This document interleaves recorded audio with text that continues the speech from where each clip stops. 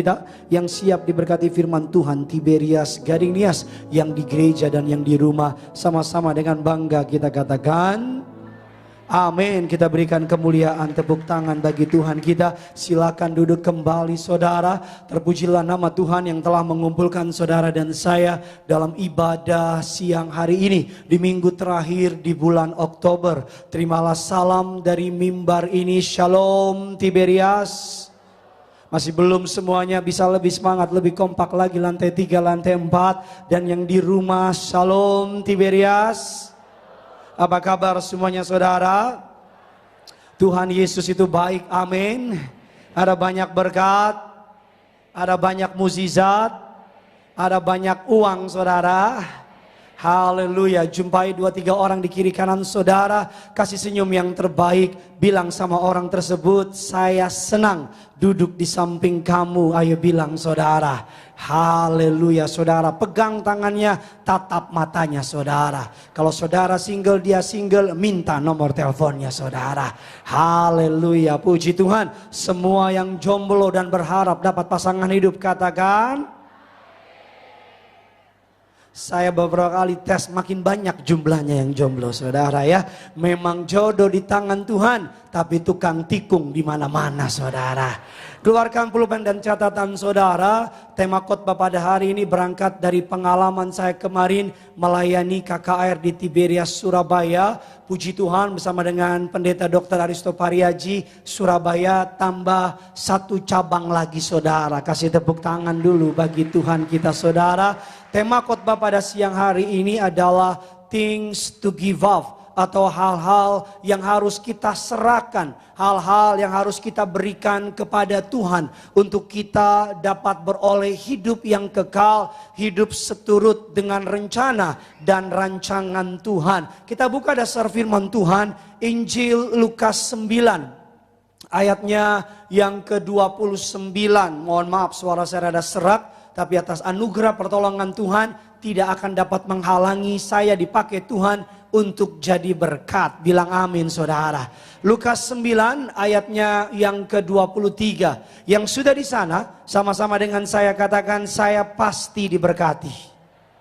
Yuk sama-sama kita baca Tiberias Gading Nias. 3, 2, 1 ya.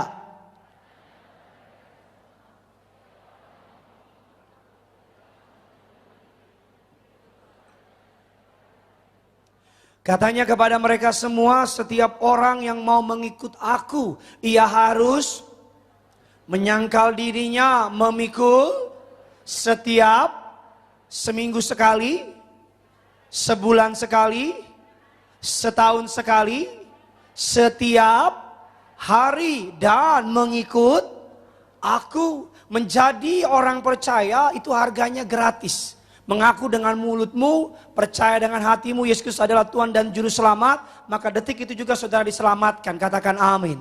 Tetapi untuk menjadi the true follower atau pengikut sejati, itu saudara harganya cost everything we have. Untuk menjadi pengikut Yesus itu harus membayar harga seluruh hidup kita. Karena kita harus menyangkal diri, memikul salib setiap hari, dan mengikuti Yesus seumur hidup kita. Yang mau dan percaya katakan amin. Nah, kita akan mempelajari pada hari ini apa saja yang perlu kita relakan. Apa saja yang perlu kita serahkan kepada Tuhan ketika kita mengikuti Tuhan. Tiberias Gading Nias yang di gereja dan yang di rumah. Saudara siap diberkati? Coba yang siap diberkati bisa lambaikan tangan saudara dulu. Kasih tepuk tangan dulu bagi Tuhan kita. Yang pertama, catat dalam catatan saudara yang perlu kita serahkan ketika kita mengikuti Yesus. Yang pertama adalah second guessing yourself. Second guessing yourself adalah sebuah idiom dalam bahasa Inggris yang kurang lebih artinya meragukan diri sendiri. Meragukan pencapaian kita, meragukan kemampuan kita, meragukan nilai diri kita, meragukan semua yang kita bisa. Kemampuan ini atau second guessing yourself adalah cara iblis untuk saudara tidak dapat melakukan perkara-perkara yang hebat. Katakan amin. Mungkin saudara menatap diri saudara dalam layar, dalam kaca sebagai kucing yang kecil yang tidak berdaya. Padahal Tuhan menatap saudara sebagai singa yang pemberani. Mungkin saudara menatap diri saudara sebagai sampah yang tidak berarti. Tetapi Tuhan melihat saudara sebagai sebuah pribadi yang sangat dikasihinya. Ketika kita melihat Gideon, bukan Gideon Simanjuntak tapi Gideon di Alkitab. Ketika kita melihat Gideon di Alkitab, Alkitab katakan malaikat Allah datang kepada Gideon ketika Gideon sedang bersembunyi di sebuah gudang. Malaikat Allah berkata kepada Gideon, "Hai pahlawan yang gagah berani, gagah perkasa." Gideon, Alkitab katakan, menengok ke belakang. Malaikat Allah bilang, "Hai pahlawan yang gagah berani." Gideon menengok ke belakang. Kalau malaikatnya saya mungkin saya bilang, Bambang, maksud gua lu, bukan yang lain. Karena di gudang itu cuman Gideon, gak ada yang lain. Tapi Gideon merasa dirinya gak mampu. Ketika Allah memanggil Musa, Allah berkata kepada Musa, "Aku pilih kamu untuk membebaskan bangsa Israel." Tetapi bagi Musa bargain sama Allah. Musa berkata, "Jangan pilih saya, pilih yang lain saja." Saya mau bilang sama saudara, di dalam diri saudara ada kuasa yang luar biasa yang dapat mengguncang dunia karena Yesus ada di dalam diri saudara. Saya berharap saudara tepuk tangan bukan sekedar sebagai formalitas belaka. Saya berharap saudara tepuk tangan karena saudara benar-benar percaya setiap perkataan yang saya omongin. Di dalam diri saudara ada kuasa yang luar biasa. Bilang kiri kanan saudara, kamu tuh dahsyat. Amin. Kita buka dasar firman Tuhan. Sama-sama kita lihat 1 Yohanes 5 ayatnya yang keempat.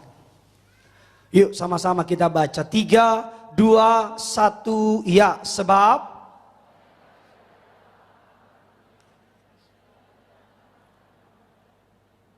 di sini siapa yang percaya dia telah lahir baru dari Allah, bisa angkat tangan saudara.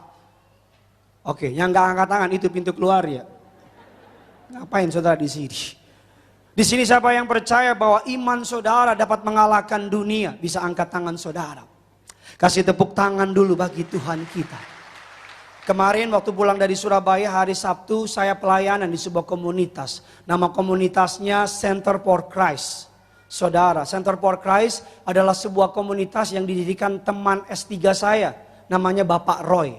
Bapak Roy adalah seorang yang lama tinggal di state di Amerika, saudara. Dan dia kembali ke Indonesia karena Tuhan kasih dia visi untuk mendirikan sebuah komunitas. Tapi komunitas ini lain daripada yang lain. Karena komunitas Center for Christ adalah komunitas untuk kaum disabilitas. Jadi ketika saya datang, selesai saya melayani, mereka bilang, "Pak, terima kasih ya, saya diberkati." Saya bilang sama mereka, "No, saya yang diberkati." Karena saya diundang sama mereka untuk ngajar mengenai homiletika, ilmu berkhotbah secara praktis. Bukan jemaat, muridnya yang ikut saudara, rata-rata kalau tidak disabilitas runggu, disabilitas wicara atau tuli dan sebagainya. Walaupun mereka secara keadaan sangat terbatas, mereka nggak mau disebut cacat karena itu sangat merendahkan. Mereka nggak mau disebut tuna runggu, mereka mau disebutnya disable atau disabilitas. Dan ketika saya khotbah, kan saya nggak ngerti kaum disabilitas kayak apa. Saya khotbah ngomong pelan-pelan, ngomongnya pelan-pelan. Beberapa peserta bilang gini, "Pak, kami itu disabilitas, bukan bodoh." Saya bilang, iya juga ya.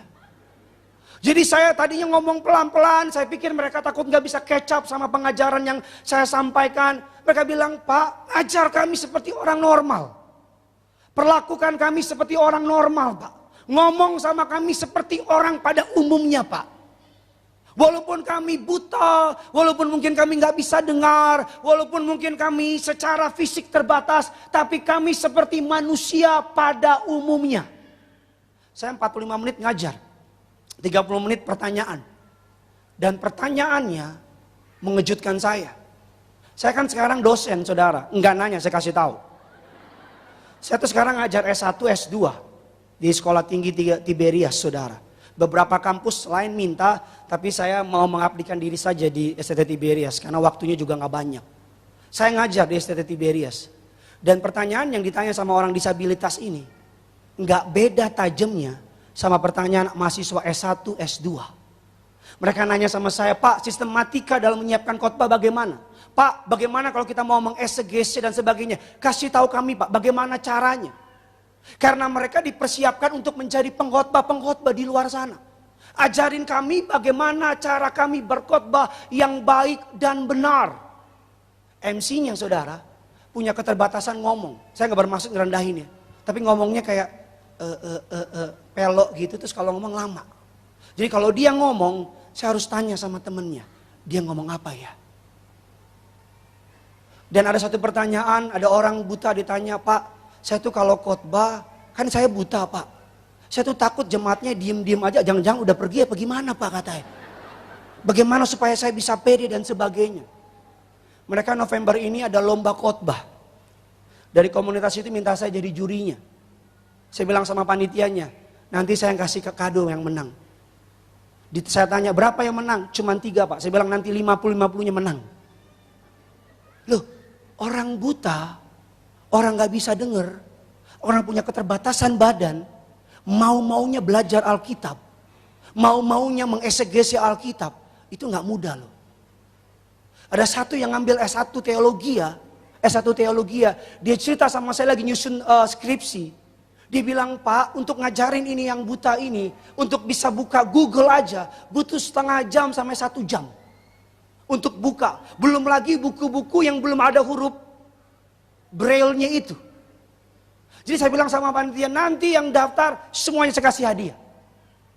Kenapa? Karena bagi saya, niat mereka di tengah keterbatasan mereka sudah sangat luar biasa.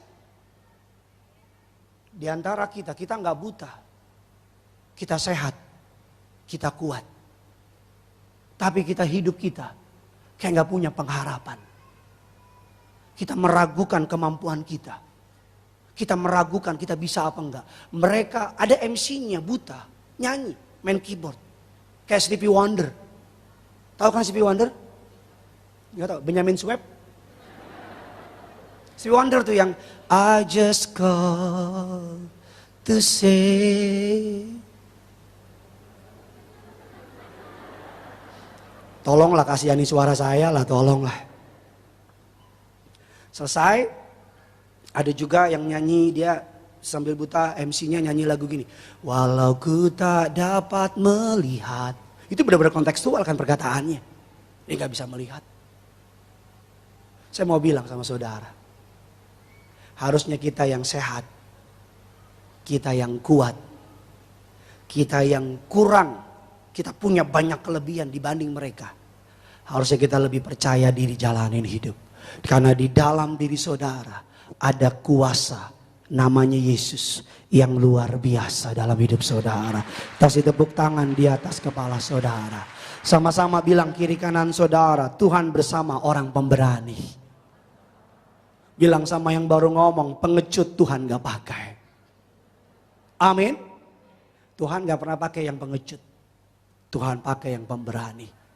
Ketika saudara meragukan diri saudara, pandang Yesus. Yesus lebih dari cukup untuk modal saudara menjalani hidup ini. Yang pertama dikatakan second guessing yourself. Meragukan diri kita sendiri. Yang kedua, ini kesukaan saya. Saudara yang maaf gini ya, yang repot tuh orang miskin tuh biasa. Yang repot miskin jiwanya, itu yang repot. Orang sakit tuh biasa. Yang repot jiwanya sakit, itu yang repot. Ada banyak orang disabilitas, biasanya penyakit mereka itu apa? Kepercayaan diri. Gambar dirinya rusak. Tapi saya ketemu sama mereka orang-orang yang paling percaya diri. Mereka dipersiapkan untuk jadi pendeta karena kaum disabilitas itu kaum yang paling gak dipedulikan. Kalau di mall aja udah jelas-jelas parkir buat disabilitas. Ada orang pura-pura disabilitas. Saya disabilitas, kenapa kamu? Saya tidak bisa melupakan mantan saya. Itu bucin. Disabilitas menurut survei adalah kaum yang paling rentan untuk convert. Dia kaum yang paling gampang pindah agama. Kenapa? Karena gereja gak peduli. Karena orang Kristen gak peduli. Kalau hari ini saudara di sekitar saudara ada orang disabilitas, mulai peduli sama mereka. Mereka itu juga manusia. mereka itu juga perlu dikasihi. Mereka itu harus kita hormati. Yang setuju kasih tepuk tangan dulu buat Tuhan kita. Yang kedua, apa yang perlu kita serahkan untuk kita dapat mengikut Tuhan dengan lebih sungguh lagi. Yang pertama adalah meragukan diri kita, berhenti meragukan diri saudara. Yang kedua adalah living in sin atau hidup di dalam dosa. Nggak bisa lagi ikut Tuhan, tidak bisa lagi main-main sama yang namanya dosa. Yang setuju bilang yes. Ikut Tuhan harus sungguh-sungguh hidup dalam pertobatan. Yang setuju katakan amin. Saudara, ada dua tipe orang Kristen. Yang pertama, orang Kristen yang berjuang melawan dosa. Yang kedua, orang Kristen yang hidup di dalam dosa. Kita buka dasar firman-Nya. 1 Yohanes 3 ayatnya yang ke-6. 1 Yohanes 3 ayatnya yang ke-6. Sama-sama kita baca. 3, 2, 1, ya.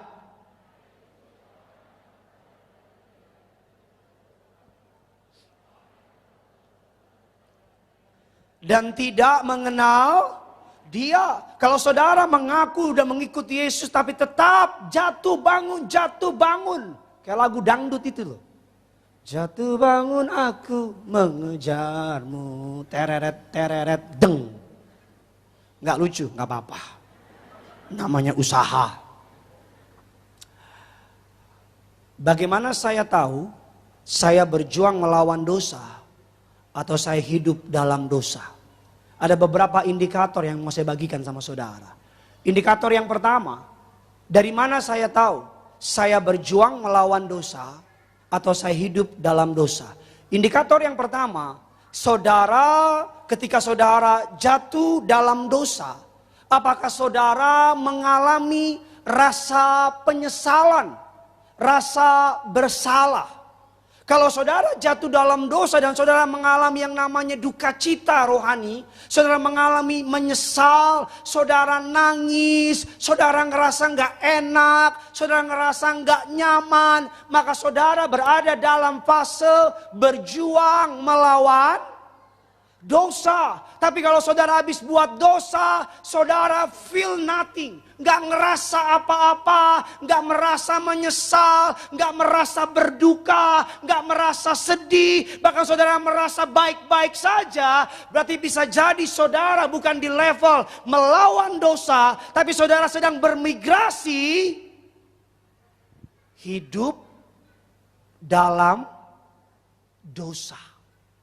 Saudara yang tahu, ketika saudara jatuh dalam dosa, kan ada Roh Kudus di sini. Roh Kudus itu kan nangis. Roh Kudus itu kan gak rela. Roh Kudus itu kan akan bilang, this is not right. Ini gak benar. Ketika kita jalan sama suami orang, kan Roh Kudus gak mungkin bilang gini, puji Tuhan ya, jalan ada laki orang. Pasti kan Roh Kudus akan bilang apa saudara? Ini gak benar. Ketika anak-anak muda saudara berduaan di mobil make out, melakukan pacaran yang gak benar, kan Roh Kudus ngomong, setelah udah beres, kan ada rasa bersalah gitu. Kalau setelah udah beres, aduh jatuh lagi, terus gimana ya? Ya udah deh jalan. Itu mah gak ada otak. Ciri yang pertama, saudara bukan lagi berjuang melawan dosa, tapi hidup dalam dosa. Ketika saudara jatuh dalam dosa, saudara tidak menyesal. Itu ciri yang pertama.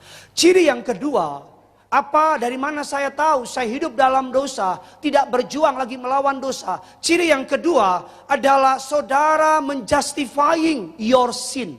Saudara mencari pembenaran. Saudara mencari saudara, alasan untuk dosa saudara. Udah tahu salah, udah tahu nggak bener, udah tahu nggak berkenan di hadapan Allah, tapi kita cari alasan untuk benerin dosa kita. Kita buka dasar firman Tuhan. Amsal 28 ayat yang ke-13. Sama-sama kita baca. 3, 2, 1, ya.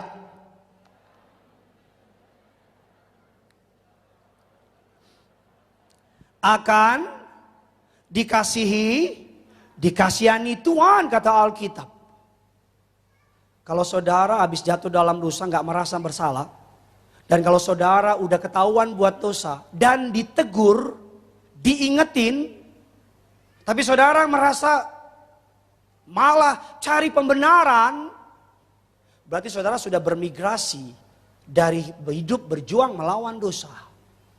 Menjadi hidup dalam.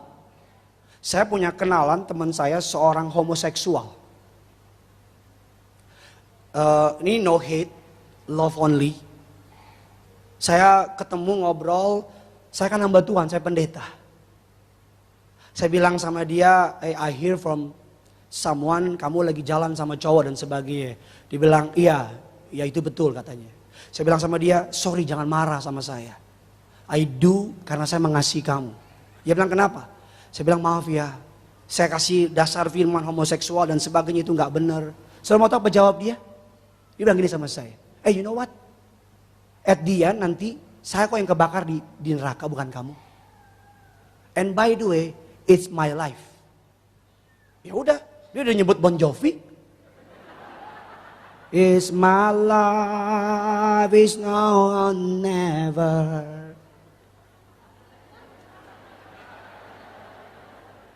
Saudara pura-pura gak tahu aja tuh lagu. Saya bilang sama dia, bro sorry. Itu salah. Apa jawabnya? It's my life. God make me like this.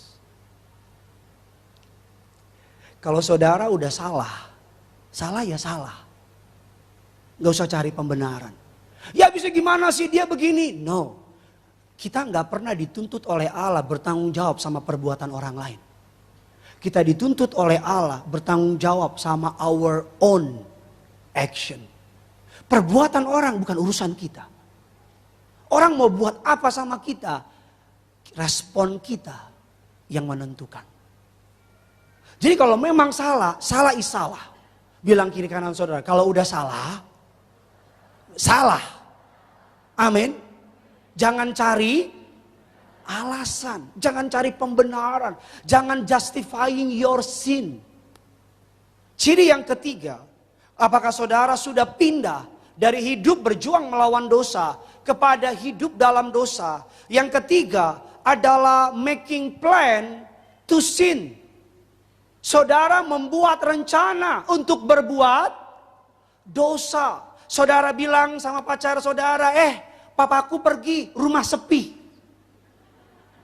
Pacarmu yang dari Bogor 5 menit nyampe.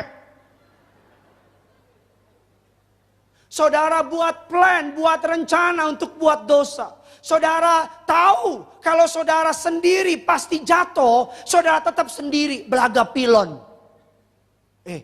Kalau tahu sendiri engkau bakal jatuh, jangan sendiri.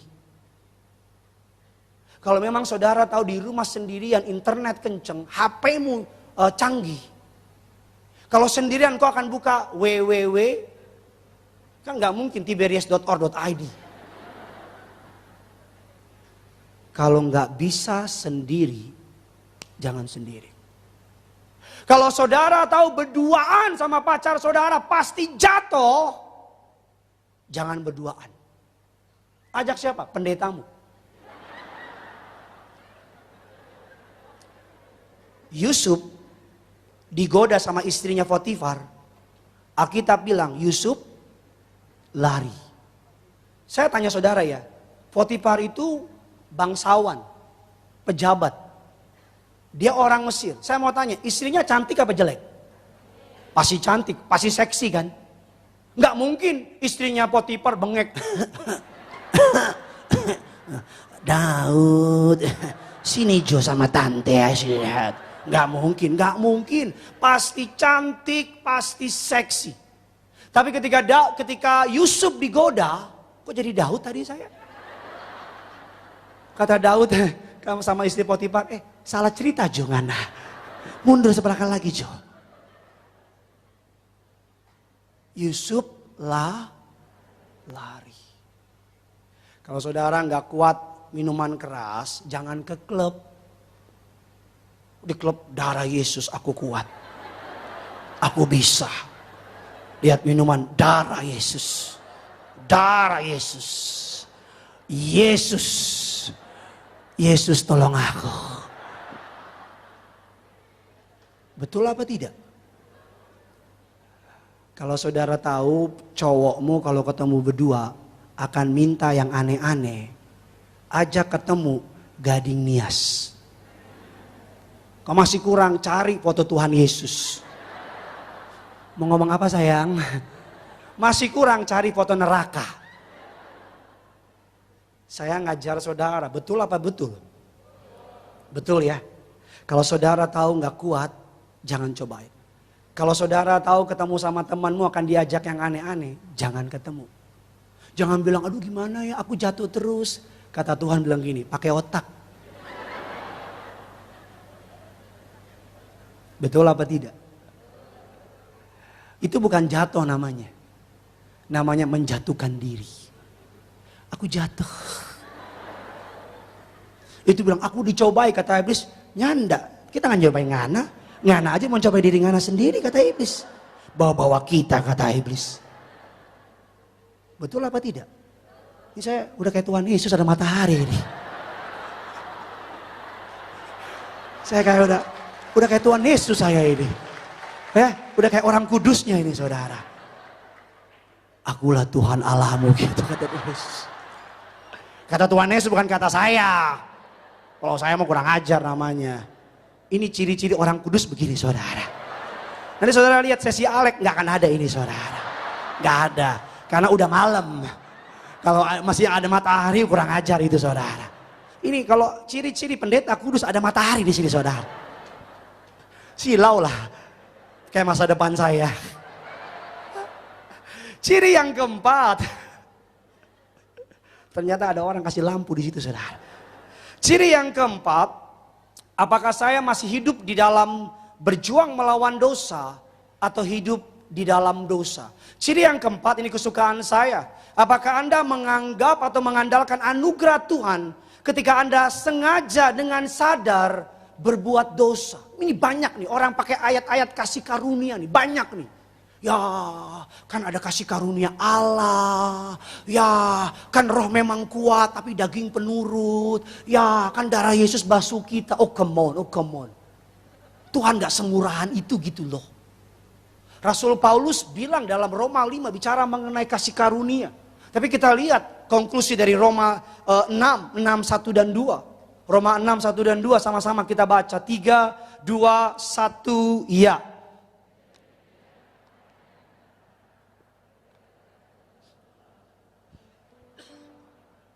Ayatnya yang kedua, sekali-kali bukankah kita telah mati bagi dosa, bagaimanakah kita masih dapat hidup? Kalau saudara udah tahu bakal jatuh, sengaja jatuh.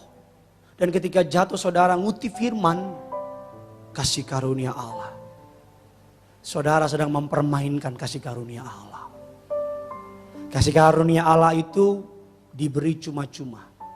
Tapi gak murahan. Amin. Kemarin saya ke Surabaya. Gak nanya, saya kasih tahu. Selesai KKR, ada suami istri datengin saya. Istrinya nangis. Saya bilang, kenapa bu? Nini. Benar-benar ditunjuk suaminya. Suaminya gini aja.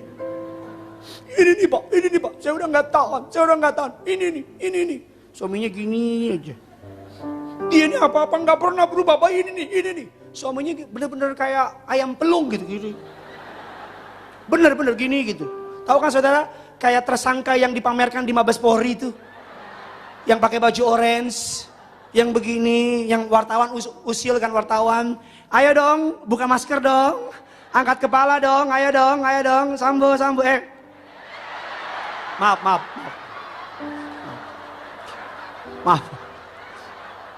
Joko. Buka dong masker dong. Tono. Tolong dihapus lah. Bahaya ini. Oh aman. Ada kolonel aman. Iya dia begini aja. Soal istri ini. Saya gak kuat pak.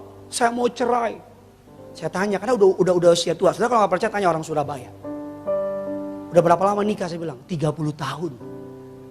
Saya bilang ya ampun 30 tahun. Kenapa saya udah gak kuat? Ini nih. Saya selalu bilang ya, Pak, kalau kita gak bisa jadi teladan, istri kita bisa berontak. Kalau kita gak bisa jadi contoh, kalau kita gak bisa jadi imam yang benar, istri kita bisa kurang ajar. Loh kadang-kadang kita benar aja dia kurang ajar. Ya betul dong ibu-ibu, halo shalom. Iya, apalagi kita gak benar. Apalagi kita nggak benar. Ibu gembala bilang sama saya, yang membuat ibu gembala berat sekali melupakan mendiang pendeta Pariaji.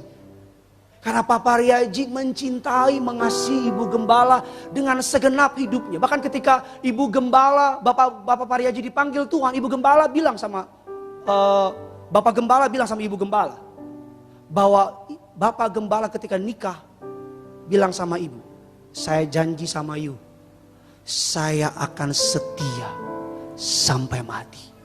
Jadi ketika ibu gembala dengar Pak Pariaji dipanggil Tuhan, dia nangis. Kenapa? Dia bilang gini sama saya, Gideon, Pak Pariaji nepatin janjinya sama ibu. Setia sampai mati. Perempuan itu tuh kayak kaca, tergantung kita. Kalau kita kasih dia tentu yang waras ya. Kalau yang kerasukan kuasa gelap ya saya nggak tahu. Istri saya kadang-kadang penghasilannya lebih besar daripada saya. Tapi dia nggak berani sama saya. Atas anugerah Allah, saya jaga hidup saya. Saya mencintai dia, mengasihi dia. Tadi malam istri saya bilang jam 11:30, sayang aku pinjam HP kamu ya. Saya lagi mau tidur. Oh, pakai aja. Nggak ada apa-apa di HP saya tidur nyenyak. Coba kalau ada apa-apa. Sayang saya pinjam HP kamu. Oh tidak. Oh tidak. Aku jaga sampai mati.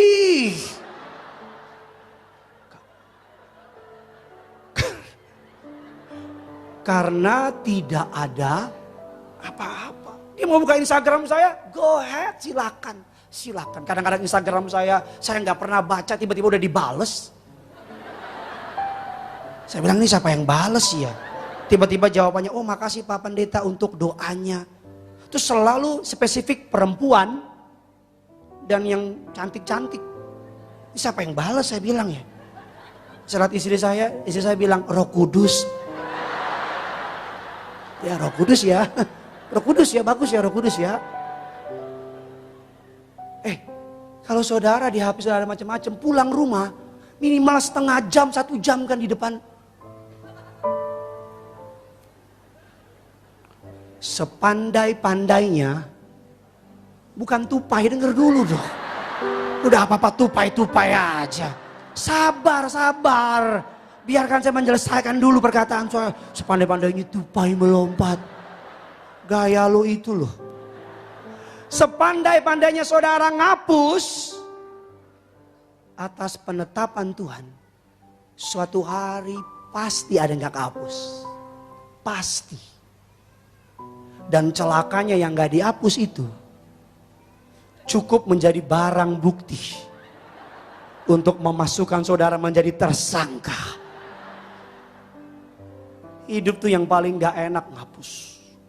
Hapus. Sampai dihapus namanya semua dihapus. Gak enak.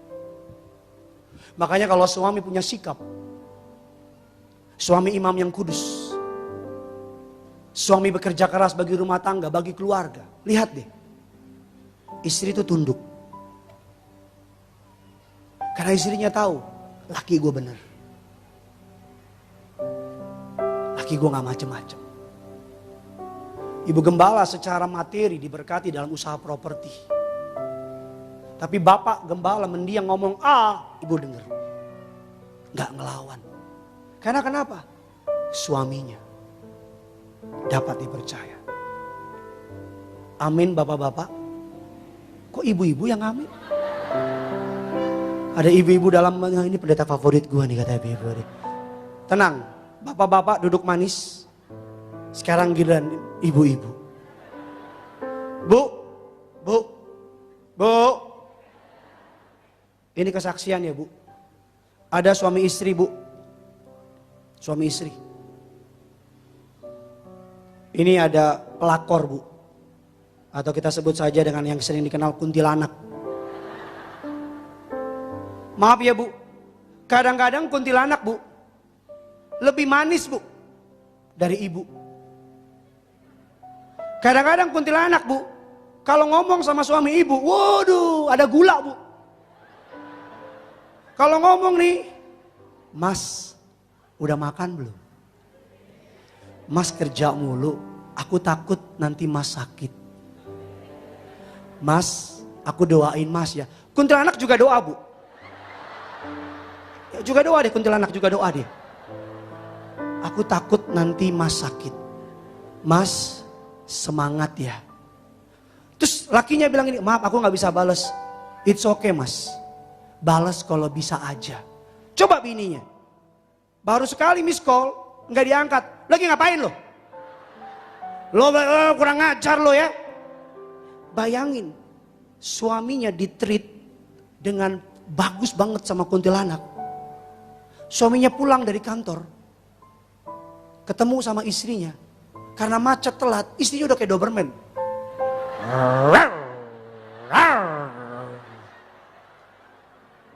Bener tidak bapak-bapak? Tuh bener. Bener. Suami pulang, ma aku lapar. Terus? Ada makan apa? Tuh kulkas. Ma buatin dong ma. Punya kaki kan? Punya tangan kan? Lah udah mau di tempat tidur, mau tidur. Ma tadi aku di kantor begini. Ah papa capek ah. Gimana suami kayak? Suaminya pasti langsung ambil HP yang baru dihapus-hapus itu tadi. Pasti dia WA tuh kuntilanak. Dia bilang, maaf ganggu malam-malam. Udah tidur belum? Pasti kuntilanak jawabnya, kamu gak pernah ganggu kok. Kapanpun kamu butuh, aku di sini ya mas.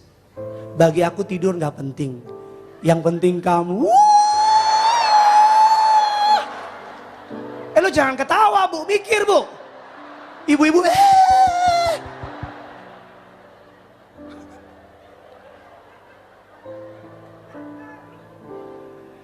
Waktu saya nggak banyak, saya cuma mau bilang sama saudara. Kalau suami, istri saudara urus. Ngomong tuh baik, sopan, manis. Layani suamimu dengan tulus, dengan cinta, dengan kasih. Laki-laki kan sadar gitu. Istri gue baik. Memang ada laki-laki yang udah kita baik minta ampun. Dia tetap main gila. Ya memang gila namanya mau gimana. Tapi laki-laki yang benar pasti tahu diri. Saya terbatas oleh waktu. Kiranya firman ini boleh menjadi berkat bagi saudara. Selamat hari Minggu. Tuhan Yesus memberkati saudara. Meteraikan firman-Mu bertumbuh berakar berubah menjadi rema. Kami siapkan hati kami sambut tubuh dan darah Yesus. Namun terlebih dahulu kami rindu memberkati pekerjaan Tuhan di tempat ini. Di dalam nama Tuhan Yesus. Tapi kita yang siap memberi yang terbaik bagi Tuhan. Sama-sama kita katakan amin. Selamat memberi, Tuhan Yesus memberkati. Dipersilakan bagi seluruh jemaat Tuhan.